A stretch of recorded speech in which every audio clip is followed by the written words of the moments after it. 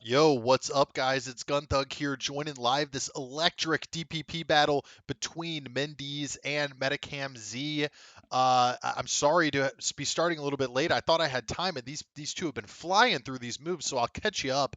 We had a hazard trade off the bat with Skarmory and Tyranitar leads. Skarmory did get every hazard possible down, rocks and 3 sets of spikes. Jirachi came in on Mendy's side. I believe Yan Zhang is MedichamZ, and I believe that Lariando Ando is Mendeez. So what we've got here is a pretty good situation for you got to feel like MetaChamZ's Skarmory did what it needed to there, right? What I'm a little maybe worried about on his end is, very possible that we've got a spinner over here for Mendeez. Haven't seen 3 of his Pokemon, and he's got the Gengar out. Now, I think generally speaking, Gengar is not going to try to Focus Blast here. We should see a knockoff from Clefable, which is very threatening in this meta. I get that in Gen 4 knockoff is extremely low base power, but it's still very, very threatening because items are so important in these razor thin matchups. So going to be tough. We do see the Focus Blast come in. That's why you don't see it all that often is, first of all, it's only doing about 51, 52%. Clef can usually kind of heal through it. He does predict that he tries it once, goes for the soft boiled, tries it again as if maybe Medicham was going to keep trying that, knowing maybe that he had a switch for Luke. So we're going to tell here what kind of item Luke has. It is Life Orb, which means it's Sword Stance. Um, Probably see him bounce out here, though. He hasn't taken that much damage. What I like about Lucario is you really can, for being a setup sweeper, you can bring it in early in the match and get away with it because it just takes so little damage from rocks. Takes so little damage from rocks, so it's not really in danger of getting that. Like even Pokemon like Tyranitar, they take 12. If you got it in the back as a Dragon Dancer, you try to bring it in to do something like handle Latias early match, you've kind of blown it. You know what I mean? Because it's just going to take that chip, makes it a lot harder later. Luke, he's going to go for a second, and he gets it. He goes, I didn't even notice the damage there. 49% on the first one, 45 on the second one.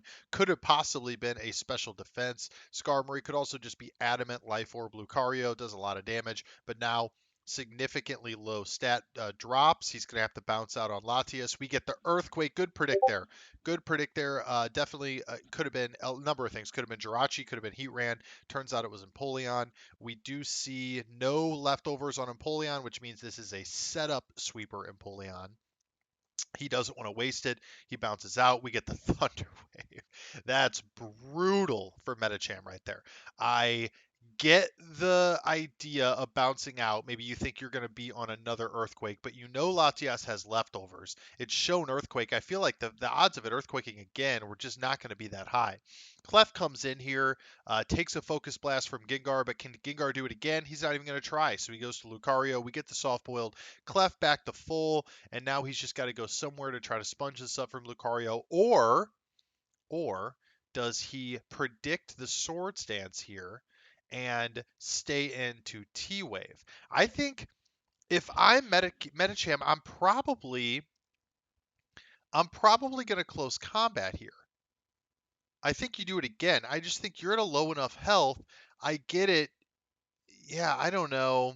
And the Jirachi's at 100. See, that's the problem too. Is this Jirachi probably outspeeds and obviously doesn't go down to an extreme speed. So I don't think. I still think it's too early to. I think it's too early to set up.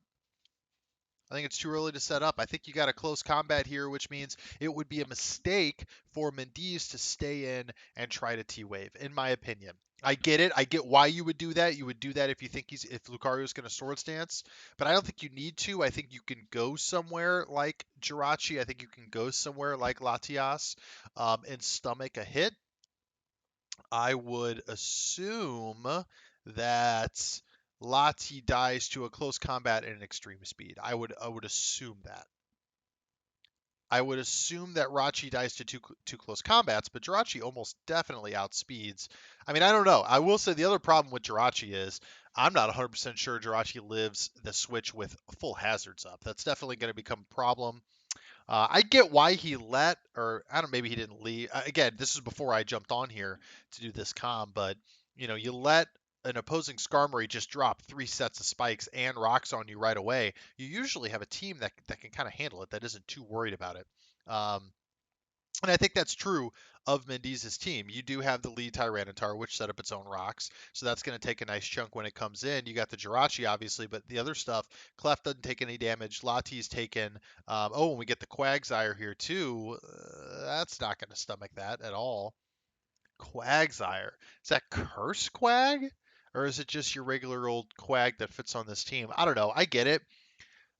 I just love Swampert in this metagame right now. I don't know that Quag is the yeah, I mean, I guess Quag eventually, depending on whether Empoleon was carrying grass or not, could have been a water stop too. Stop Suicune for sure. Jirachi comes in now after Luke picks up that kill. Jirachi is going to get the easy kill on Gengar, which is nothing more than sack bait at this point. You're just letting this thing go. And now you probably bring in Empoleon. We know it's got Thunder, so maybe you risk a Thunder miss. And we also don't know his last two, so maybe he's got something that could deal with. He's got his own Jirachi, the best Jirachi answer, right? So we'll see how this goes. We'll see what kind of set this has. Have we seen a Scarfer? We have not seen a Scarfer on MedichamZ team. It is not Scarfed. I don't think Scarf carries Icy Wind. We get the Fire Punch in the crit. The 2 times crit damage in Gen 4 is just devastating. It is just utility. Jirachi, he does not get the Paralyze there on the T-Bolt. Ultimately, does very little there. I mean, that was just not helpful. I think Rachi's going to Oh, he doesn't. So it was a very bulky Jirachi. It must be Spadef Jirachi, or this is just the fucking most powerful Lucario in the universe.